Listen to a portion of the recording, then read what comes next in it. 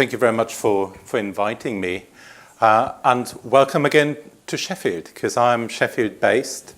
And I wish I could tell all those of you who only came up for this meeting that this space there, that the weather we've had over the last 24 hours here really isn't typical for Sheffield. Sadly, in November and December, it often is. But, you know, there are also lots of good things about Sheffield.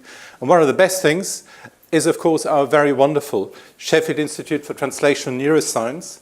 And I will tell you about the work we carried out there in a moment. But the first thing I want to emphasize again, following Richard's wonderful talk, is for those of you who are still comparatively new to this area, you have absolutely no idea how much acute Parkinson's has shook up the field. It's really been phenomenal. You only have to listen to Richard once to see what a mover and shaker he is. And of course, it wasn't just him, it was so many others, Helen Matthews and so on. But the field has been transformed by the energy and the enthusiasm, the connections and the unbelievable hard work. And the atmosphere in the field is, I think, completely different now to what it was just 5 years ago. And that's a very wonderful thing for everybody involved, of course, particularly for the patients. It does also create a new set of very wonderful problems. I can tell you a little, we can talk a bit more about these problems later during the discussion, particularly in terms of, you know, which studies should we prioritize, how can we make sure that we recruit, you know, patients across our patch, so to speak, you know, so here in Yorkshire and Humber, there are 5.5 million people, you know, that's the size of Scotland. And how many academic neurologists are there with a research interest in Parkinson's disease? 1. That's not a lot for 5.5 million people, okay? So the issues we need to tackle, but it does also provide opportunities. Now, you will have heard some of this before, but let's just quickly go through it again and again, because that's why we're here. We currently only have symptomatic treatment available for Parkinson's. The current treatment largely focuses on the dopaminergic deficit. Treatment is only really effective for some of the motor symptoms. The longer the patients on medication, the more likely they are to develop side effects. There is no cure, no disease-modifying treatment, and the number of Parkinson patients will double between 2007 and 2030, which turns it into a global health problem. And if you're not interested in anything else, like, you know, I always refer to certain politicians here, even if you don't care about patients and the families, etc., the one thing, you know, which is on everybody's radar is costs. This has enormous cost implications. So why have all neuroprotective studies failed so far? It's not because people haven't tried. But our overall understanding of Parkinson's disease, especially sporadic Parkinson's disease, is still comparatively poor, although this has improved dramatically. The frequently used toxin-induced traditional Parkinson's disease cell culture and animal models, which really were the key models for drug discovery in the past, only reflect human disease partially, if at all. And importantly, the typical readout in the past was also the effect on the number of dopaminergic neurons, on the survival of these dopaminergic neurons, rather than on the effect on mechanisms leading to cell death. I appreciate the two things are linked, but they're not the same. But another very important point, and we will be talking about this again and again today, and, you know, for the foreseeable time, is another mistake we all made was that we assumed that Parkinson's disease is just one disease. And when you look at the clinical picture, already that's not quite true. But of course it isn't true when you look at the underlying mechanisms. So some people will only develop Parkinson's because something's wrong with their genes.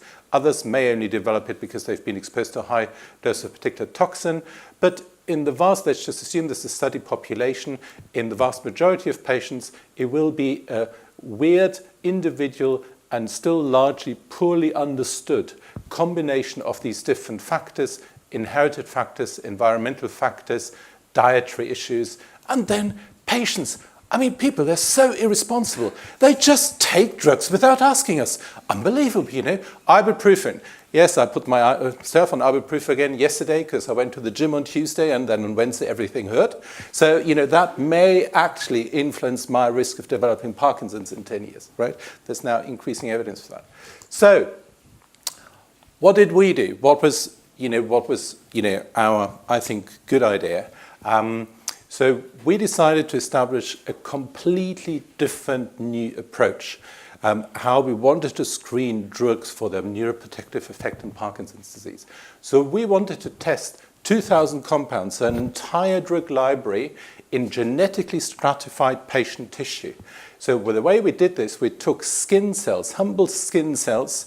We're from Yorkshire, we like to do things on the cheap. So humble skin cells, fibroblasts from patients with PARKIN mutations only. So in these guys, we knew they'd all developed Parkinson's for exactly the same reason, right? And we then tested these 2,000 compounds for their effect on mechanisms leading to cell death rather than only assessing cell death itself. So the issue compound screen was to assess the effect on mitochondrial function, then unravel the underlying mechanism, and finally wanted to confirm the top hit, so to speak, in the neuronal model system. And Heather Mortiboy has been absolutely instrumental with all this work. She started off as a postdoc in my group and now runs her own group, still at Citron. And to cut a very long story short, the top hit we identified was a drug called ursodeoxycholic acid, or UDCA. So the whole concept Richard and I share together with many other people is the concept of drug repurposing, right? So what does this mean? It means that this is not a completely new drug, not a completely new compound, a new chemical which you would first need to then test in extremely expensive preclinical studies, phase 1 studies, and so on, before you can then eventually take them into humans. That's a hurdle where most drugs fail. That's a key reason why more and more drug companies are pulling out of neurodegenerative disease research, because it's phenomenally expensive and they often already fail at the first hurdle. With UDCA, we know that it's safe in, for want of a better term, people who haven't got Parkinson's disease. So it's been in clinical use for the treatment of primary biliary cirrhosis, a certain liver disease, which is caused by mitochondrial dysfunction, for more than 30 years. And we know it's safe, we know it's well tolerated, and it's prescribed across the world. And we also know that it's safe and tolerable in patients with a different neurodegenerative condition called Motor Neuron Disease. This was tested in a small trial. The costs are reasonable. And then the next thing is we also know that it actually gets into the brain, right? Or at least into the CSF. So this is from the small study carried out in Motor Neuron Disease, where UDCA was tested at different doses. And you can see with an increasing level of UDCA in the serum, the CSF levels also go up. So a lot of the groundwork had already been done by somebody else, which is always nice. So it was great to see a convincing effect of UDCA in our PARKIN mutant fibroblasts, but it's actually very, very rare to come across a patient who is homozygous or compound heterozygous for PARKIN mutations. So we therefore decided to now test UDCA in a different genetically stratified subtype of Parkinson's disease. That's patients with a G2019S mutation in LRRK2 gene. Now in the UK, maybe 1% of all patients will have that mutation.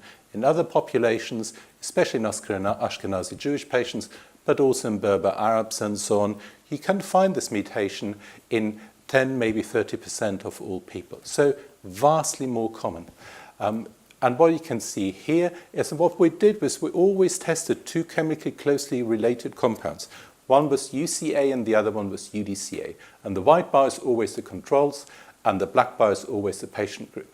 And what you can see here, so DMSO is just a control, and the y-axis is ATP levels, so that's the energy currency of the mitochondria, so to speak. What you can see here is that you get complete normalization of the ATP levels, the energy levels, after treatment with UDCA in these skin fibroblasts of patients with G2019S mutations. Now, some of you may know that there is something called reduced penetrance in carriers of the G2019S mutation, which means that only about let's just say, for the sake of the argument, only about half of all the people who have that mutation carry on to then develop clinically manifest Parkinson's disease. So we're fortunate enough, through a collaboration with a wonderful Norwegian clinician called Jan Aisley, to get biopsies not only from people who had G2019S and Parkinson's disease, but also from individuals who only had the mutation but had not developed Parkinson's yet. So this is now the grey bars, and again what you can see here is that UDCA works just as well in the patient tissue, not patients, in the carrier tissue of these clinically unaffected people. And that really excited us for two reasons. The first one is people, in the past kind of poo-pooed any research on mitochondrial dysfunction in LRRK2 because they said, well, it's just downstream, it's a late effect, and so on. But this clearly shows that mitochondrial dysfunction is present very early onwards in these mutation carriers. And it's not just, a downstream effect of the mutation, which is clinically relevant. And the other thing is, of course, this raises hopes, right, that one day we may be able to use this concept in people at risk to then test drugs in their own tissue and then find out which drug or drug combination really rescues key cellular mechanisms before we then actually put that person onto treatment in real life. And I'm convinced that this is the right way forward, and this is what we will be doing one day. Now, it's great to test different drugs in skin cells, but of course, you also need to test them in neurons and in vivo. So we were again fortunate to set up a collaboration with people in York, a very good fly researcher, Chris Elliott, and I'm not a fly scientist myself, but I'll just explain the key findings to you. So what he did was he made a LRRK2 G2019S transgenic fly model, and the gene is expressed in the brain in different parts, and then he measured, he called that his disco chamber for the flies. It's just very rapid stroboscopic light, and because of that, their visual system is stimulated under different stages in the brain, so to speak. So this is essentially at 3 different neuronal levels, the retina and then 2 other nerve cell groups kind of behind the retina, so to speak. What you see here is how bad the reaction is to the light in the flies with the LRRK2 G2019S mutation compared to controls. Just look at the blue line and here the black line, okay? But when we then treated the flies with UDCA, then you can see a remarkable improvement, not a complete normalization, but a remarkable improvement of all the different neurons in the visual system in these G2019S transgenic flies. And that was again very encouraging because it showed us that this doesn't just work in Petri dish, and this doesn't just work for our favorite readout, the ATP levels. It also has a real life effect on the function of neurons in the relevant model system. It's important to give credit to other groups who have also done research on this compound, related compounds. Some of the work certainly started before we got interested in UDCA. I personally found that extremely encouraging. That's another lesson for anybody who wants to get involved in drug research. Don't be disappointed if other people have reached the same target, so to speak, have identified the same drug before you. That's actually great news because it makes it so much more likely that your own results are robust. So other groups have identified a very marked rescue effect of UDCA or its closely related compound to UDCA in the most commonly used rodent models of Parkinson's disease. That's the MPTP model in mice and the rotanon rat model. And reassuringly, this isn't just an effect which gives you a nice p-value. It does really result in an improvement of the motor function in these treated mice. And again, that makes us very hopeful that UDCA will really result in a clinically meaningful improvement for patients. So I thought this is great, fantastic. We got a great drug and fantastic concept, and others had done so much beautiful work. And surely that's what everybody wants. Everybody talks about translational neuroscience. Everybody talks about the desperate need for new drugs for Parkinson's disease. And I really thought, now I'm sorted, now I'm flying. And I wasn't. This was incredibly, so we had that paper in Brain, it's a very nice, highly respected journal, in 2013. And then I've had 5 awful years following that, or 4 or 5, in that I then had to write seven clinical trial applications until I finally got some money to take UDCA into small clinical trial. And that's just not right. And there are good reasons for that and bad reasons.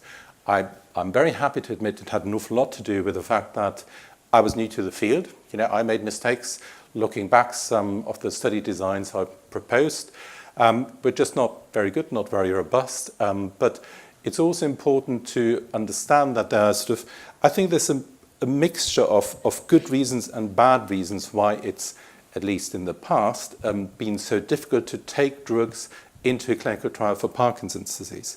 The field has changed, but I think we're still essentially battling with the same problems. It's really, really difficult to have a drug without anybody having a commercial interest to take this forward. Drug trials are very, very expensive. So if you do drug repurposing, then very often there is no IP, there's no patent you can have for these drugs, which means nobody can make any money out of it. And what I found particularly frustrating was that even funding bodies like the MRC and so on use that as an argument to shoot down our applications, which I still find outrageous, right? I think it's exactly the opposite what funding bodies such as the MRC should be doing. There is no doubt that there was, at least in the past, a certain, not that I'm bitter or anything like that, but a certain narrow-mindedness of funding bodies and advisory boards. There is a clear bias against phenotypic screens. What do I mean by this? So what drug developers really love is to have a clear target, right? Oh, I want you to inhibit this kinase, or I want you to stimulate the activity of that enzyme. If you say, I'm actually largely uninterested in the precise underlying mechanism, what I really want to do is I want to rescue the mitochondria, okay? Then they say, well, that's, just what's the mechanism? And I say, of course this matters, I understand that, but it matters even more that we have convincing data which confirm that the mitochondria are being rescued. So, but there is a massive bias against the phenotypic screen. There was, at least in the past, and still is, I think, a massive bias against novel approaches. Parkinson's disease drug screen in skin cells? You've got to be joking. No, we're not. And then there is also, and that's again really important, there is a bias against diseases without biomarkers. So I'll just give you an example. We all know of rheumatoid arthritis. And in patients who have rheumatoid arthritis, you can easily do a blood test. You look at the CRP level, C-reactive protein, and you all know that this is an inflammatory protein which is raised in patients with this condition. If you treat patients with a new drug, then you can use that as a biomarker to find out whether you reduce the inflammation or not. Beautiful. In Parkinson's disease, we do not have this, right? And that's a huge problem, especially if you submit an application to funding bodies where they don't just look at applications from the Parkinson's field, from the neurodegeneration field, but really across all disciplines. So they just say, oh, it's too risky, nothing to measure, and so on. So there was, at least in the past, also an inherent skepticism against drug development in academia. I think it's gradually changing, and it has to, not least because there's less and less drug development in pharma. But, there are also local issues. Here in Sheffield, we do have a very good clinical trials research unit, but, it's just a bias against early clinical trials. So we're just mostly focused on phase 3 trials. And they're also phenomenally expensive. Richard looked at one of the applications and he described their costing as, and I quote, daylight robbery. And he was not entirely wrong about that. But one has to admit, even I have to admit, that there were also understandable reasons why, people may feel reluctant to give us money, or why it's just not always easy and straightforward. So, of course, all scientists are convinced that our drug is the best. Of course we are, So Richard came up with this long list, and it's incredibly impressive. But, actually, Camille can probably judge this very well. I think the Clinical Link Trials Committee is a fantastic institution. And I have to say, I really wanted to feed this back as well again, when I was, not far away from giving up on the idea of taking UDCA into a clinical trial. I was extremely encouraged when I got the feedback from the Clinical Trials Committee, I think it was 2015 or so, that year they assessed 25 drugs, right, and UDCA came out tops. And I thought, bloody hell, I'm not going to give up. I'm not the only one who thinks this is good, okay? So I carried on. And time and again, we do need to acknowledge, especially, people who are as enthusiastic as we are, that there are major, long-standing, completely unresolved problems with Parkinson's disease drug trial design. Name me any drug trial design for Parkinson's disease, and I'll shoot it down.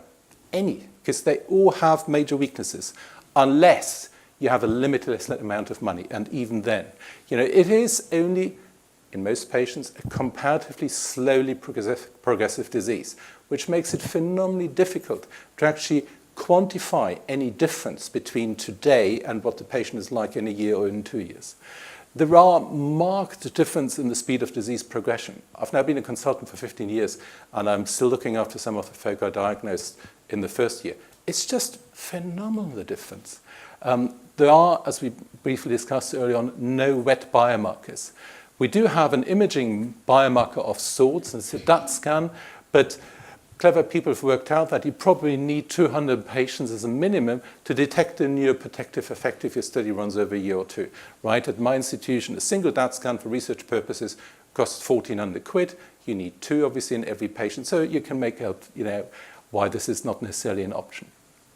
And then all studies rely on the effect of the study drug on the clinical motor assessment scale. And you're probably all familiar with this, but just in case, there's the famous MDS-UPDS, Unified Parkinson's Disease Rating Scale, where, at baseline we ask the patient to do this, and a year later we ask them to do that.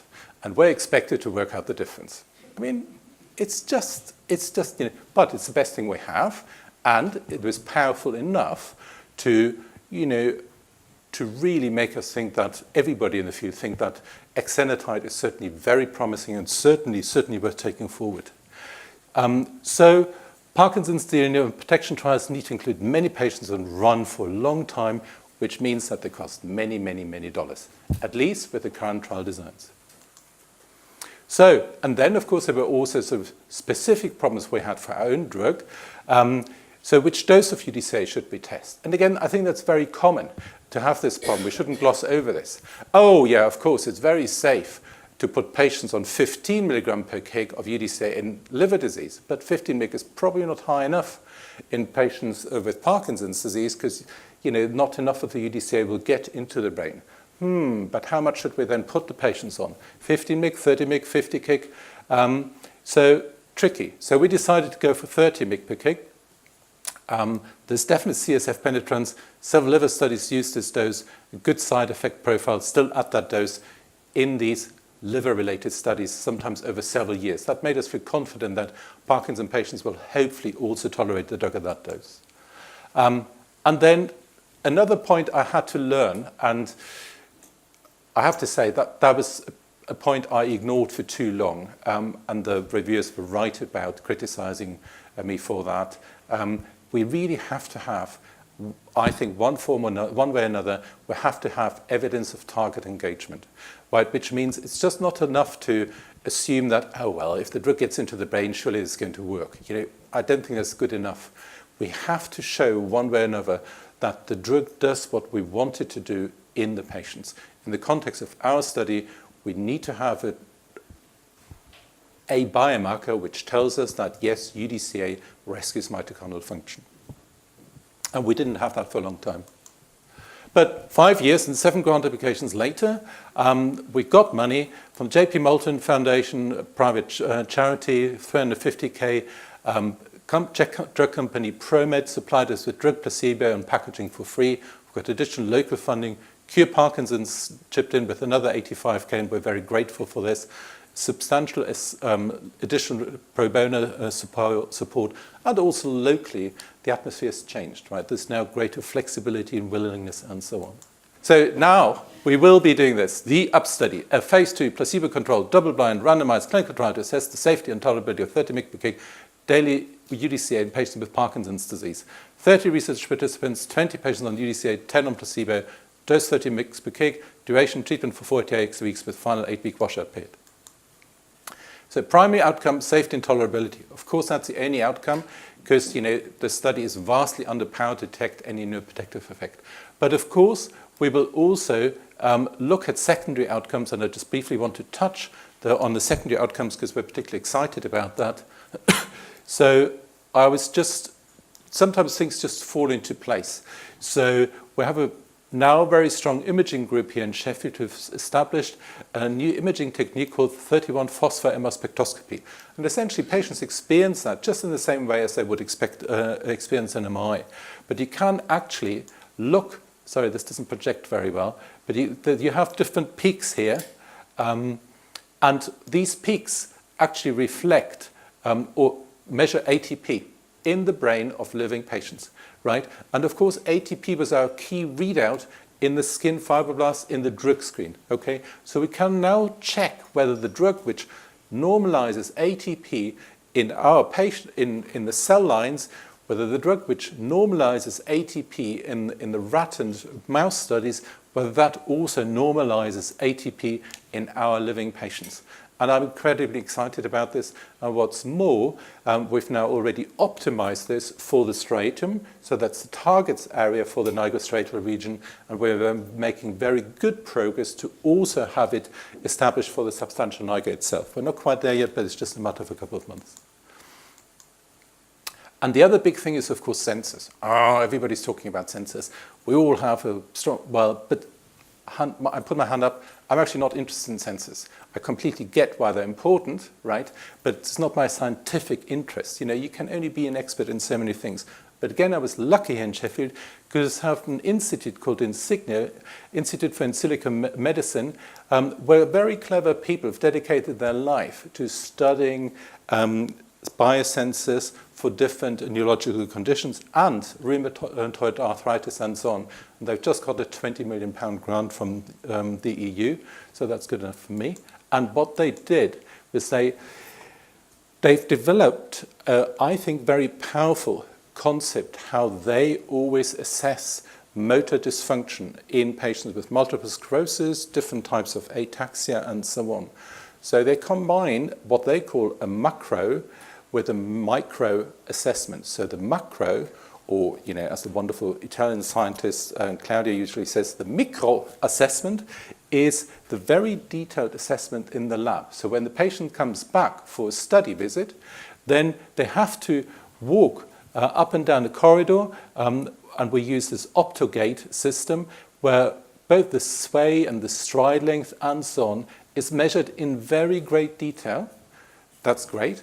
But it's highly detailed, but it's not real life, okay? But this is also combined with real life assessment because the patients are also asked to wear sensors, a simple sensor strapped to the back. It's really very light and it doesn't really bother you at all for 7 days, prior to the next study visit. So we have this combination which allows us to assess the patient in great detail when they come for the study visit and in lesser detail, but in real life when they pursue their normal activities at home. Okay, I could now tell you a little more about all the problems we've encountered after we've had the money, but, I thought, it's great. I've got the dosh, great collaborators, best ever Parkinson's disease trial design, ready to rock and roll, surely.